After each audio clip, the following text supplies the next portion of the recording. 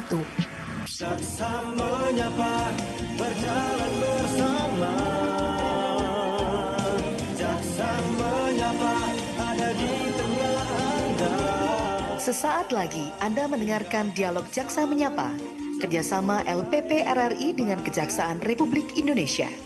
Jaksa menyapa, sahabat kita semua. Terima kasih pendengar, Anda masih bersama kami Pro 1 RRI Semarang untuk melanjutkan rangkaian acara Lintas Semarang Pagi. Edisi hari ini Kamis tanggal 13 Oktober 2022 bersama saya Edo Pra. Kita akan hadirkan dialog interaktif Jaksa Menyapa sampai nanti menjelang pukul 10 waktu Indonesia Barat. Pagi ini kita akan memperbincangkan satu topik yang cukup menarik tentu mengenai kewenangan bidang perdata dan tata usaha negara, khususnya di Kejaksaan Negeri Kudus. Nah, pendengar, untuk membahas topik kita pagi ini sudah bersama dengan kami melalui Zoom meeting untuk siaran pagi ini dua narasumber dari Kejaksaan Negeri Kudus. Saya akan coba sapa sekaligus perkenalkan kepada Anda. Yang pertama, beliau Kasih Datun, ada Ibu Wiwin Emi Muryanti SH. Mohon maaf kalau saya salah menyebut ini. Selamat pagi, Bu Wiwin.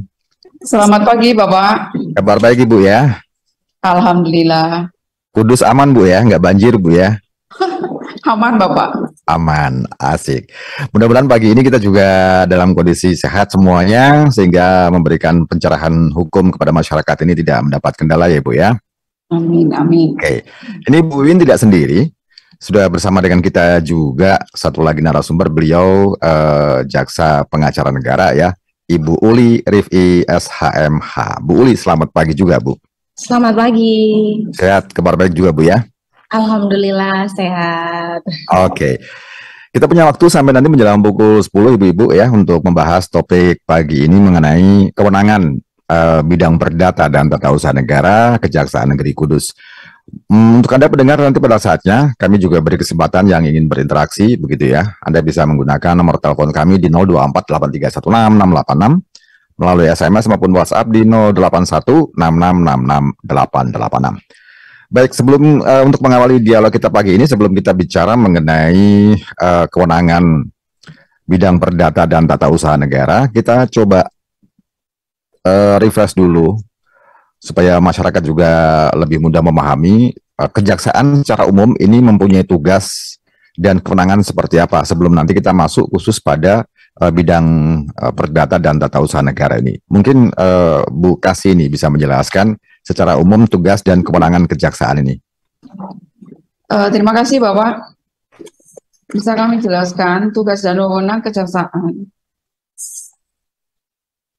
diatur di dalam Undang-Undang Nomor 16 Tahun 2004 yang kemudian dirubah dengan ditambahkan ya di perubahan di Undang-Undang Nomor 11 Tahun 2001. Di pasal 30 Undang-Undang atau kewenangan daripada kejaksaan di bidang pidana. Satu, penyidik sebagai jaksa penyidik.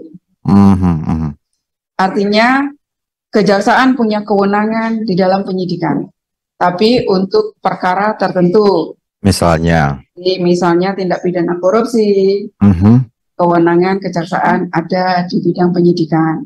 Oke. Dan di pidana ada juga jaksa sebagai penuntut umum, fungsi utamanya. Ini yang masyarakat umumnya tahu hanya itu, Bu ya? Ya, Pak. Bahwa dalam penuntutan ini jaksa akan melakukan penuntutan perkara-perkara yang diawali penyidikan oleh penyidik Polri, penyidik PPNS, atau satu lagi apa ya Bu Uli ya, ada satu lagi saya lupa Pak. Tapi intinya kami akan melakukan penuntutan di pengadilan, meneruskan daripada penyidikan yang dilakukan oleh teman-teman penyidik lain, gitu. Kemudian kewenangan di bidang perdata dan tata usaha negara ini jaksa sebagai pengacara negara. Ini nanti akan kita perdalam hari ini, Bu ya. Oke. Kami sebagai jaksa pengacara negara mewakili negara mewakili BUMN atau BUMD dalam penegakan hukum. Kami bisa mewakili beracara di dalam sidang ataupun tidak beracara di dalam sidang. Kalau kita sidang, kita sebut sebagai litigasi.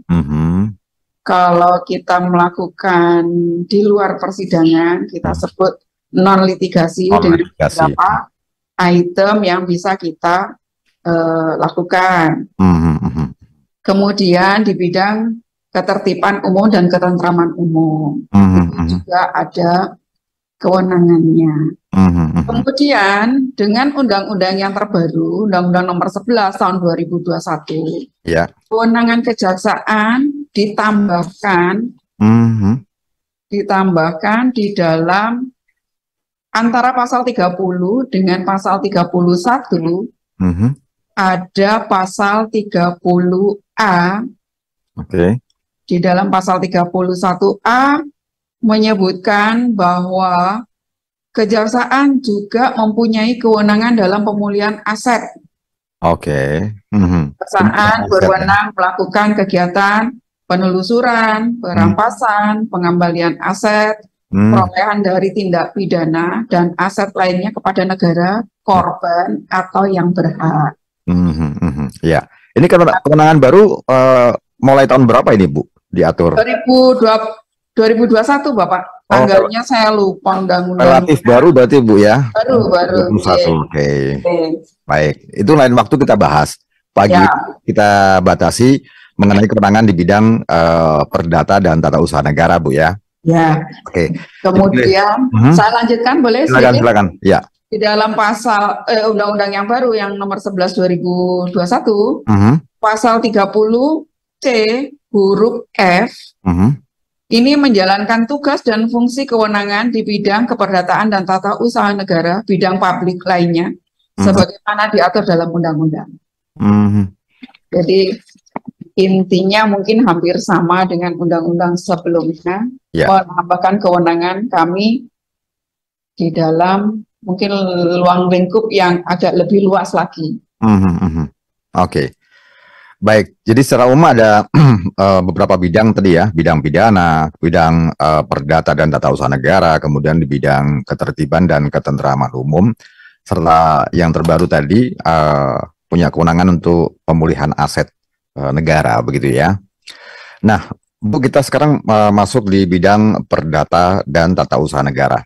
Kalau tadi sempat kita dengar apa yang Ibu paparkan, ini menjadi atau sebagai jaksa pengacara negara. Nah, ini mungkin kita dalami dulu pengertian jaksa sebagai pengacara negara ini seperti apa.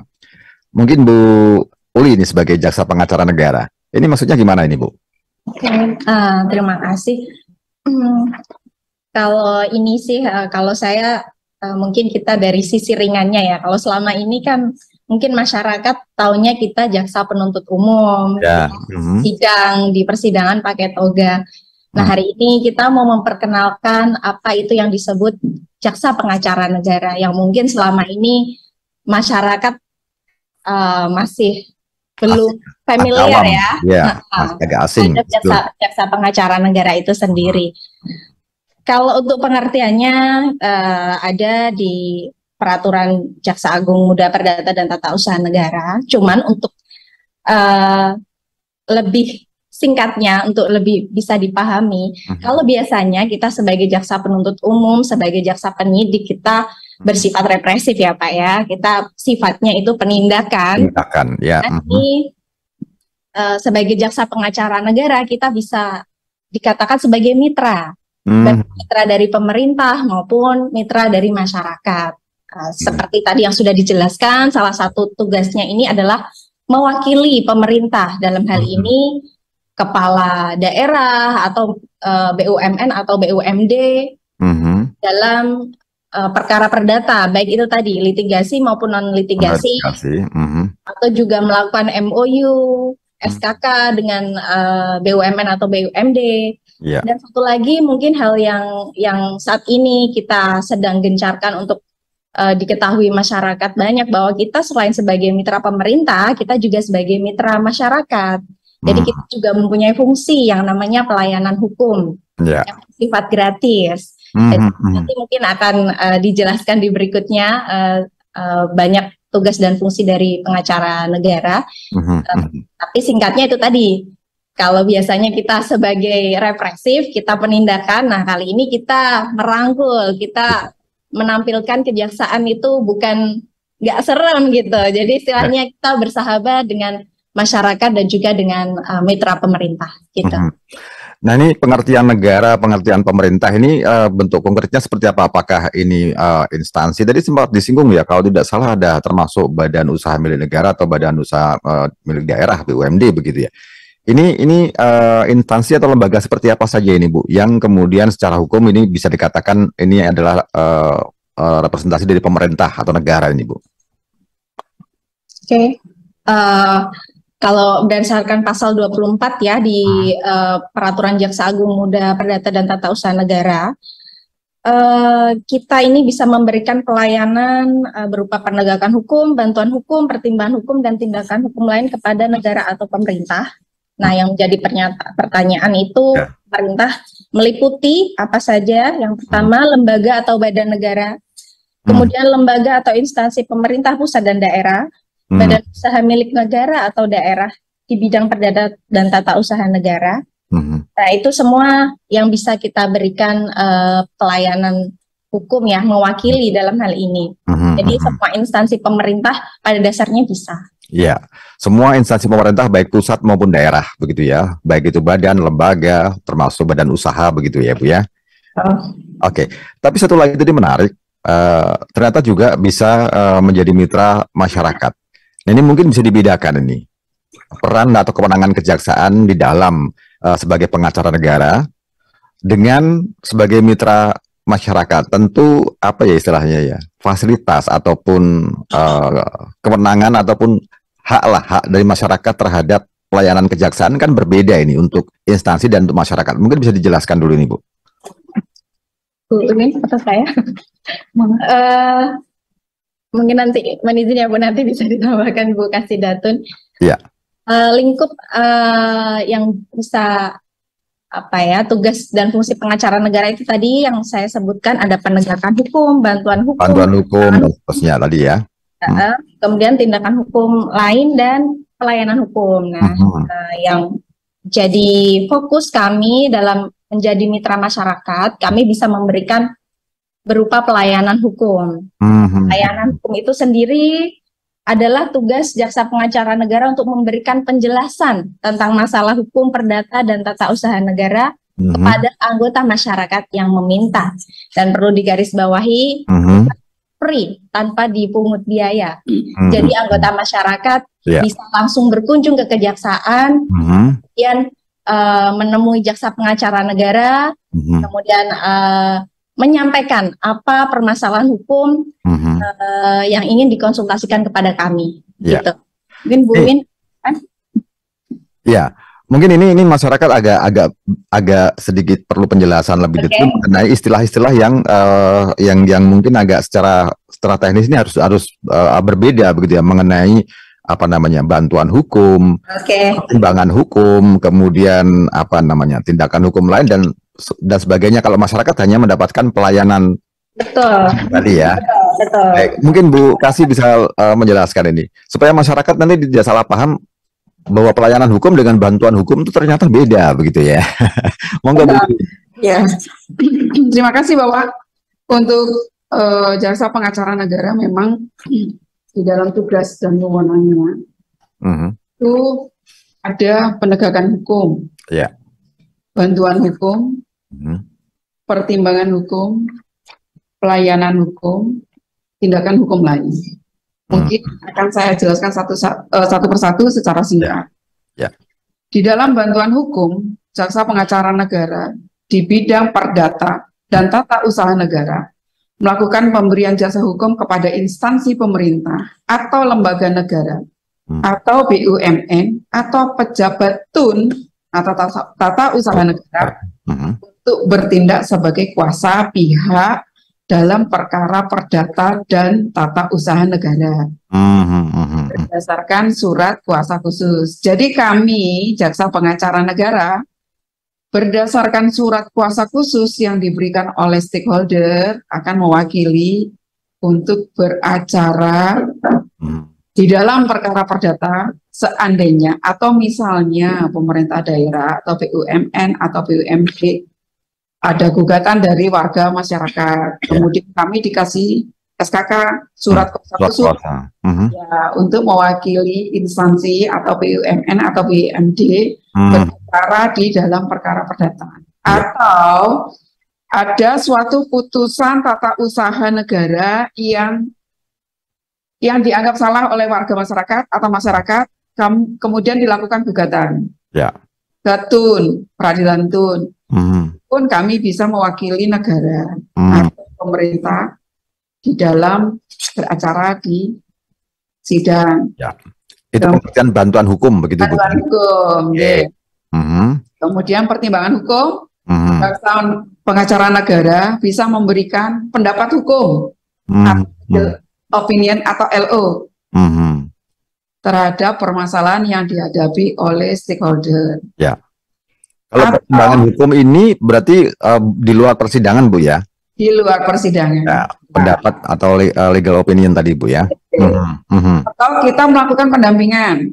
Misalnya, pemerintah atau pemerintah daerah melakukan kegiatan yang kegiatan tersebut menggunakan anggaran dari APBN atau APBD yang ada keuangan negara.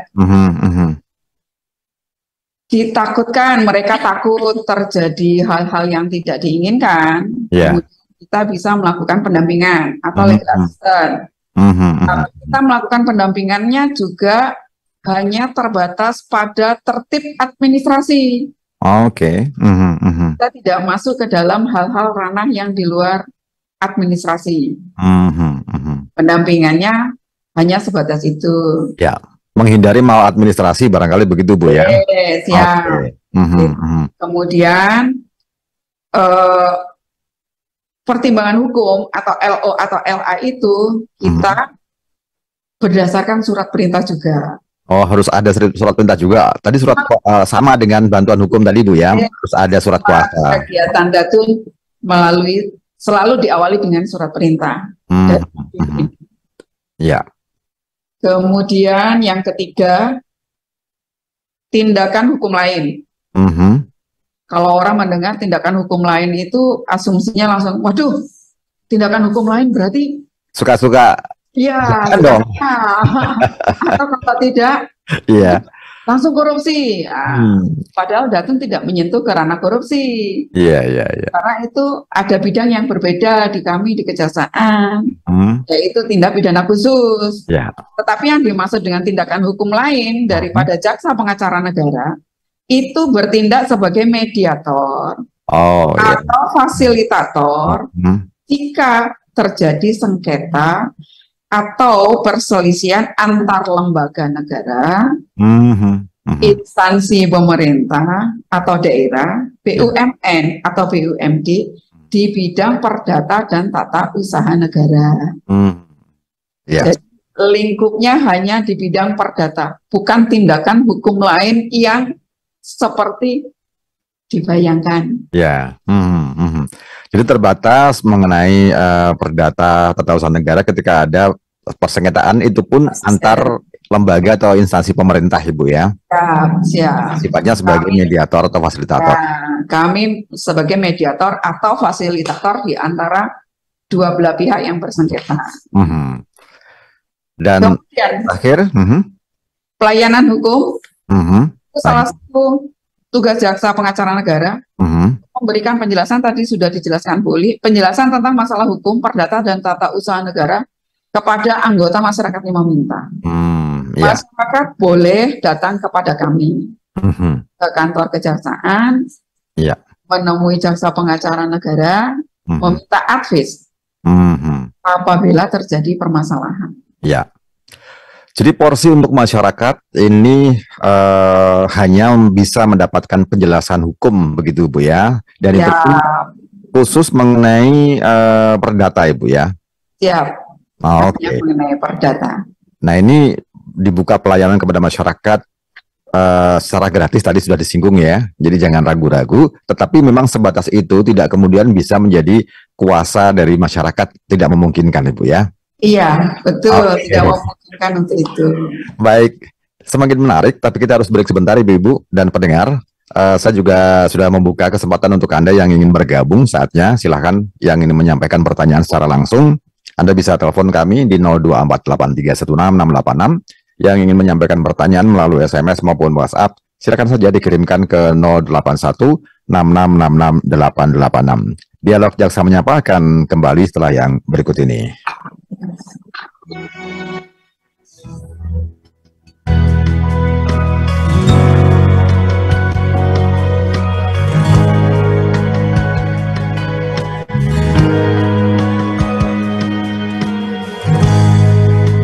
Terlampau sering kau buang air mataku,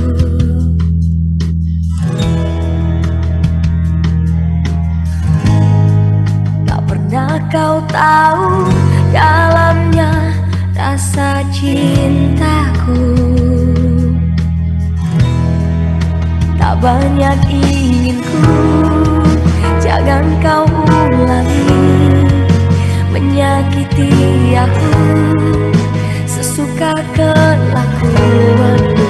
Ku bukan manusia yang tidak berpikir. Berulang kali kau lakukan itu padaku. Jika cinta dia, jujurlah padaku. Tinggalkan aku di sini tanpa senyumanmu. Jika cinta dia, ku coba mengerti. Teramat sering kau membuat patah hatiku. Kau datang padanya, tak pernah ku tahu. Kau tinggalkan aku di saat ku butuhkanmu.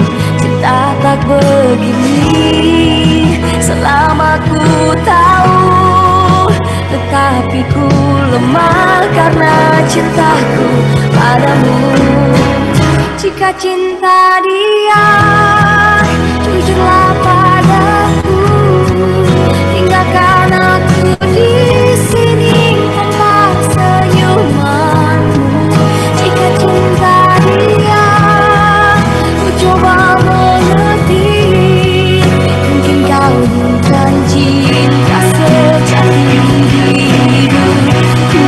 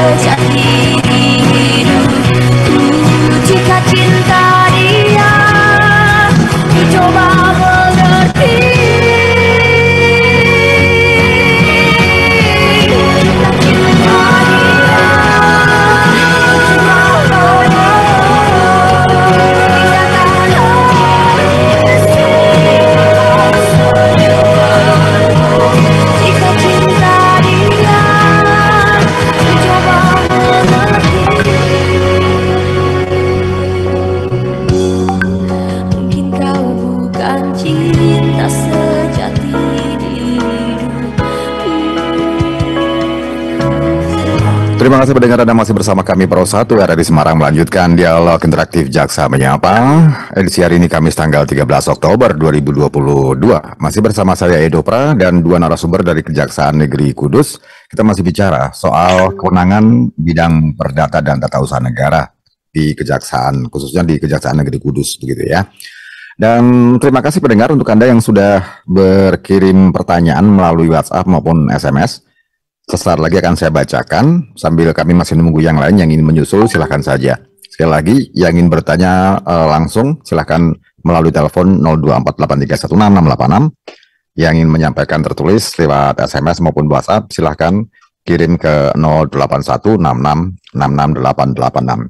Sebelum break tadi, kita sudah diberikan penjelasan bahwa tugas pokok dari dan fungsi dari Datun ini bantuan hukum, kemudian pertimbangan hukum, tindakan hukum lain seperti mediasi atau fasilitator.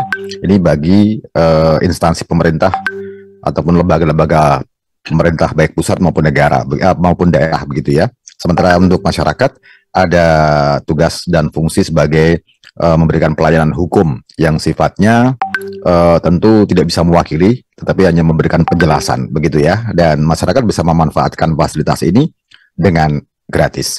Satu lagi ingin saya tambahkan sekaligus saya tanyakan, pelayanan hukum untuk masyarakat ini mekanismenya seperti apa dan dilayani pada saat-saat bagaimana saja ini. Mungkin bisa dijelaskan sebelum saya bacakan penanya yang sudah masuk ini. Jadi untuk masyarakat seperti apa kalau ingin mendapatkan pelayanan hukum ini mekanismenya? Ya, tadi sudah sempat disinggung ya, kalau untuk masyarakat silahkan, kantor kami sangat welcome dengan masyarakat yang ingin datang atau mungkin yang di sekitar Kudus yang selama ini belum pernah ke kejaksaan, karena mungkin bedanya antara kejaksaan mungkin dengan instansi APH yang lain, mereka mungkin ada ya di sektor-sektor gitu. Cuman karena kejaksaan memang adanya di kabupaten atau kota, mungkin dari beberapa masyarakat memang belum banyak yang mengakses ke sana ya. Mengakses ke sana, kecuali sekarang mungkin banyak ini ya orang ngambil tilang ya Pak ya. Karena kalau tilang ngambilnya di kejaksaan ya. Oke. Ini informasi tambahan ya, kalau tilang ambilnya kita di kejaksaan.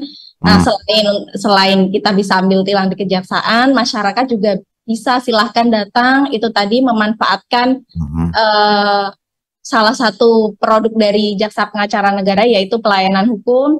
Masyarakat cukup datang membawa KTP, kemudian ke tempat PTSP. PTSP ini adalah istilahnya itu yang menyambut masyarakat. Nanti silakan datang ke lobi ke PTSP menyerahkan KTP, nanti akan akan difotokopi, kemudian bisa menyampaikan sedikit apa tujuan dari kedatangan warga atau masyarakat tersebut. Apabila memang ingin mendapatkan pelayanan hukum dari JPN, nanti bisa langsung segera dipertemukan dengan Jaksa Pengacara Negara. Dan silakan datang di jam kerja. Setiap hari kami membuka pelayanan hukum itu. Sekali lagi kita tegaskan bahwa secara free, kita tidak ada pungutan apapun dalam memberikan pelayanan hukum itu. Cukup simpel lah. Jam kerjanya Senin sampai dengan Jumat dari jam 7.30 sampai dengan jam 16.00. Oke, ini kayaknya mungkin setahun 2 tahun yang lalu agak sulit ketika masih pandemi. Betul. Sekarang sudah mulai terbuka Bu ya, sudah bisa menerima kunjungan masyarakat. Tetap kita pakai prokes, nanti juga kita ada cek suhu dan segala macam. Oke. Baik, saya akan bacakan beberapa penanya yang sudah berkirim WhatsApp dari Bu Ita yang ada di Semarang saja. Bu, kalau bicara soal sengketa warisan, itu masuk pidana atau perdata? Karena antara bagi waris dengan tindakan-tindakan yang sifatnya pidana ini kadang-kadang menjadi satu. Nah, mohon penjelasannya. Oke. Baik, ini perkara bagi waris ini. Ini masuk perdata atau pidana? Karena menurut Bu Ita ini agak sulit dipisahkan ketika itu berdampak pada tindakan-tindakan yang masuk kategori tindak pidana ini. Monggo dijelaskan. Terima kasih atas pertanyaan Ibu Ita dari Semarang. Kalau kita berbicara waris, ini tentu masuk ke ranah perdata murninya, Bapak. Data ya, oke. Tidak ada tindakan-tindakan lain. Saya takutnya kalau berebut waris, seandainya, mudah-mudahan sih tidak terjadi. Berebut waris, kemudian ada tindakan lain yang melakukan kekerasan atau seperti apa, itu nanti ranahnya berbeda. Yang tadinya perdata akan menjadi pidana. Kalau ada tindakan lain, karena tadi yang saya tangkap sekilas ada tindakan-tindakan lain. Ya. Tindakan lain dalam arti kata bukan yang seperti wewenang kami dalam perdata ya. Tindakan lain seandainya perebutan waris itu disertai dengan kekerasan atau penganiayaan misalnya ya sampai terjadi penganiayaan, itu hal yang berbeda. Warisnya tetap perdata, tindakan lainnya itu yang masuk ranah ya. Bidang. Tapi kalau terjadi seperti itu yang diprioritaskan ditangani atau diselesaikan itu mananya, Bu? Perdatanya atau pidananya, Ibu? Kalau hukum acaranya hal yang berbeda ya Bapak ya, antara pidana dengan perdata. Kalau pidana, tentu dia harus lapor dulu ke penyidik polisi, dalam hal ini. Kemudian diproses. Ya. Kalau perdata, mereka harus mengajukan gugatan langsung ke pengadilan. Dua proses yang berbeda. Ya.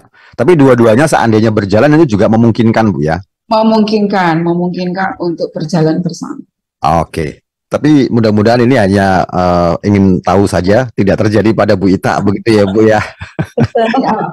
Oke, sekaligus saran mungkin buat Bu Ita mungkin, Bu. Kalau masalah waris ini sebaiknya apa yang harus dilakukan supaya semuanya ini tujuannya win-win solution begitu, Bu. Saran sekalian, Ibu. Kita mengawalinya dengan pengertian waris dulu ya, Bapak. Kalau membicarakan waris ini kan waris dengan hibah ini kadang-kadang ada waris, ada hibah. Beda tipis mungkin agak pemahamannya agak ini ya. Ya. Kalau hibah itu membicarakan pengalihan hak atau harta, di mana dilakukan saat masih hidup, itu hibah. Oke. Kemudian yang satunya waris. Itu dialihkan harta pada saat pemilik harta itu sudah meninggal. Oh, begitu ya. Yeah. Jadi kalau masih hidup kemudian dialihkan kepada misalnya bapak kepada anak-anak, ini maksudnya hibah begitu, Bu ya? Maksudnya hibah, Pak. Dan itu aturannya berbeda, Ibu ya? Aturannya berbeda, pasalnya juga berbeda. Kemudian dari hibah, kadang kan orang sudah mendapat hibah, tetapi orang juga ingin mendapatkan waris juga. Oh, iya. Itu di dalam hukum perdata diperbolehkan. Sepanjang hibah itu hanya sepertiga dari harta waris, tidak lebih dari sepertiga. Ya. Kemudian ketika meninggal masih ada 3/4-nya. Dibagi dengan waris sepanjang semuanya menyetujui. Tentu seperti itu, Bapak. Karena biasanya kalau sudah mendapat hibah, yang lain juga akan keberatan untuk mendapat waris. Itu sudah umumnya seperti itu, Bu ya. Itu. Padahal peraturan sendiri membolehkan si anak mendapat hibah plus mendapat waris. Nah, hal semacam ini bisa, Bu ya, dikonsultasikan untuk mendapatkan pelayanan hukum di kejaksaan, Ibu ya.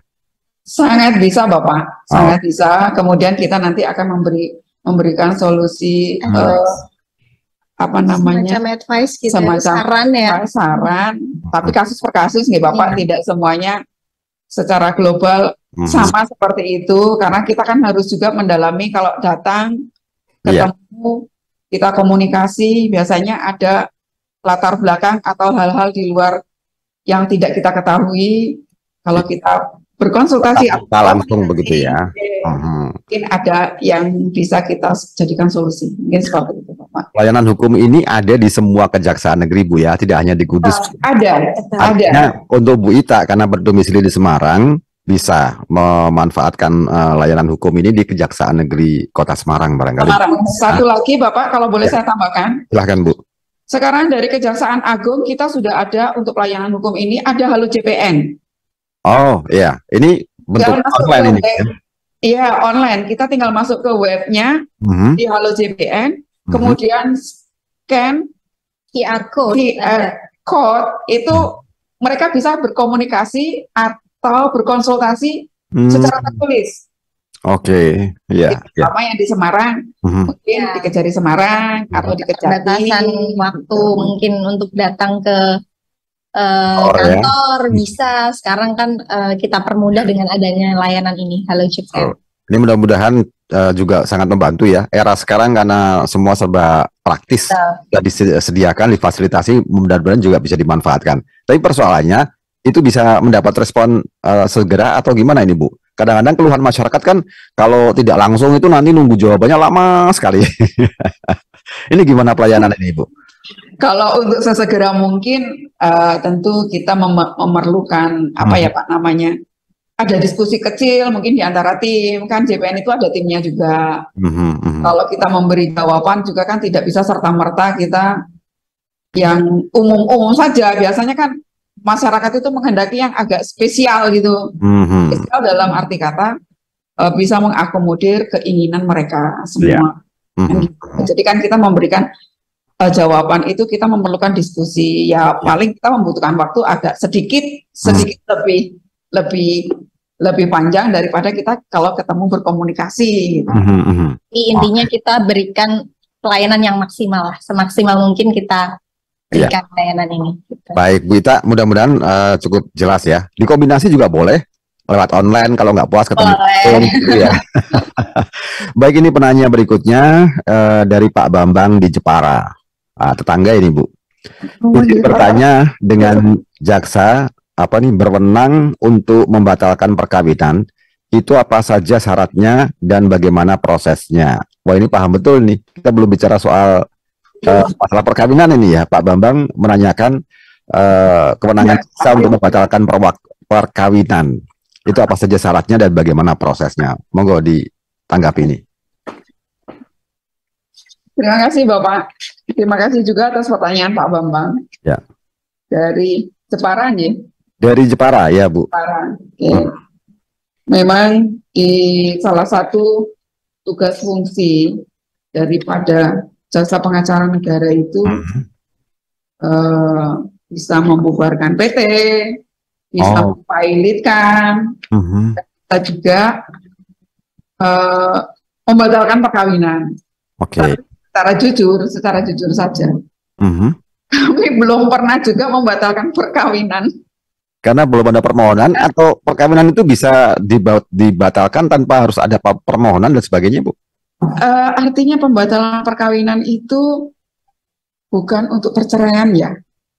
Mungkin di dalam berbeda. Mungkin di dalam perkawinan itu ada hal-hal yang seperti misalnya kalau di undang-undang perkawinan itu kan kalau di pidana kita ada istilah perkawinan terhalang.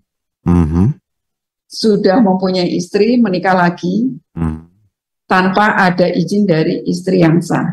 Itu menjadi perkawinan terhalang. Kalau di pidana, itu bisa dilaporkan ke penyidik. Bisa. Jadi perkawinan terhalang. Kalau di perdata, dengan pembatalan itu. Dengan pembatalan. Tapi permohonannya juga tetap ke pengadilan agama, Bapak. Pengadilan agama ya, itu mekanisme pengajuannya, permohonannya Bu ya. Islam yang non Muslim mungkin di PN. Oke, baik. Seperti itu ya, Pak Pak siapa tadi di Jepara ya? Oh Pak Bambang ya di Jepara. Baik, ini satu lagi saya bacakan penanya, apakah bisa jaksa menjadi perwakilan masyarakat untuk atas nama negara melakukan gugatan kepada perusahaan swasta yang melakukan pencemaran lingkungan. Oh iya, baik itu pencemaran lingkungan tanah maupun udara. Jadi apakah bisa jaksa menjadi perwakilan masyarakat atas nama negara ini? Mungkin bisa dipahami nih ya pertanyaannya. Mungkin nggak ini Bu? perwakilan masyarakat atas nama negara. Kalau setahu saya biasanya kalau perwakilan masyarakat itu melawan negara. Seharusnya seperti itu ya. Ini melawan Iya. apa ini tadi perusahaan swasta. Jadi mungkin saya membayangkan begini, Bu, membayangkan begini. Saya sebagai masyarakat tinggal satu wilayah, ada perusahaan swasta yang dianggap mencemari lingkungan. Nah, rakyat ini menyatakan saya itu negara gitu loh. Kemudian saya minta bantuan kejaksaan untuk menuntut perusahaan swasta itu misalnya. Mungkin maksudnya seperti itu. Mungkinkankah gitu? Kalau tadi pertanyaannya apakah kita bisa mewakili di persidangan, ya ini tentunya ya proses litigasi seperti tadi dijelaskan bahwa karena keterbatasan wewenang kita di undang-undang, kita tidak bisa mewakili di persidangan. Cuma JPN bukan tidak bisa memberikan solusi ya, kita bisa juga menjadi mediator apabila ada permasalahan seperti itu. Untuk mewakili di persidangan memang undang-undang tidak memungkinkan untuk seperti itu. Itu kemungkinan justru yang didorong harus Dinas Lingkungan Hidup begitu ya. Nanti Dinas Lingkungan Hidup yang berkomunikasi dengan kejaksaan untuk menyerahkan ke kuasa begitu ya. Iya. Oke, begitu ya Pak Jalu Piti. Namanya unik sekali nih. Kalau masyarakat apapun itu komunitas kelompok tidak memungkinkan untuk memberikan kuasa kepada kejaksaan ya. Karena ini konteksnya lingkungan, lebih baik diwakili oleh Dinas Lingkungan Hidup setempat begitu ya. Betul, kemudian nanti yang akan memberikan SKK ke kita. Ini sebetulnya masih ada banyak penanya yang harus saya bacakan, tapi waktu kita sudah ada di ujung ini Bu, sayang sekali. Mungkin sebagai penutup, masing-masing memberikan penegasan tentang kewenangan dari jaksa di bidang tata usaha negara dan perdata dan tata usaha negara ini. Mungkin Bu Uli dulu, silakan apa yang ingin diingatkan atau ditegaskan kembali di kesempatan pagi ini, Bu. Oke, yang ingin saya sampaikan kembali seperti di awal bahwa masyarakat harus mulai mengenal bahwa selain sebagai jaksa penuntut umum, jaksa penyidik yang sifatnya selama ini adalah penegakan represif, kejaksaan sekarang sebenarnya dari dulu ya, kejaksaan mulai kita merangkul masyarakat untuk mengenal yang namanya jaksa pengacara negara, di mana kami berusaha hadir di tengah-tengah masyarakat untuk memberikan pelayanan hukum supaya itu tadi masyarakat semakin kenal dengan kita, kemudian bisa melihat kejaksaan selain sebagai wajah represif, kita juga berwajah sebagai pelayan masyarakat. Oke. Baik, Bu Wiwin, silakan Bu. Terima kasih Bapak. Seperti tadi yang sudah dijelaskan oleh Bu Uli, memang kita mencoba untuk lebih mengenalkan lagi bidang perdata dan tata usaha negara ini. Karena memang representatif itu lebih diutamakan, tidak hanya kepada warga masyarakat, yang salah satunya kita memberikan pelayanan hukum melalui Halo JPN, atau kalau memang punya kesempatan datang langsung ke kita, tetapi juga ada banyak hal-hal yang bisa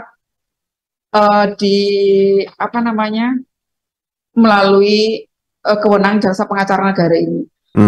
Misalnya oleh stakeholder sendiri itu masih ada juga, bukan hanya warga masyarakat saja yang kita coba rangkul, tetapi stakeholder juga kita mencoba merangkul juga mereka untuk lebih care terhadap aturan-aturan yang membatasi kita sebagai alat negara, bahwa kita itu tidak bisa sewenang-wenang, kita tidak bisa seenak-enaknya menggunakan, apalagi kalau kita berbicara perdata, kita tidak bisa dengan semudah mungkin itu menggunakan keuangan negara yang tidak berimbas atau berimplikasi untuk kepentingan warga masyarakat. Kita bisa melakukan pendampingan, memberikan advice secara administrasinya seperti apa, peraturannya bagaimana, perbolehkan atau tidak diperbolehkan, atau sebatas bagaimana itu. Tidak hanya sisi dari humanisme masyarakat saja, tapi dari pemerintah daerah juga bisa menggandeng kami, atau kami bisa menggandeng mereka juga. Oke, mudah-mudahan kehadiran jaksa atau kejaksaan dimanapun ini semakin memberikan akses seluas-luasnya baik kepada stakeholder dalam hal ini pemerintah maupun kepada masyarakat, begitu ya? Iya. Amin. Layanan. Baik, Bu Irin, Bu Uli, terima kasih sudah banyak memberikan pencerahan. Kapan-kapan kita lanjut kembali, Bu ya. Iya, Terima kami kasih. tunggu.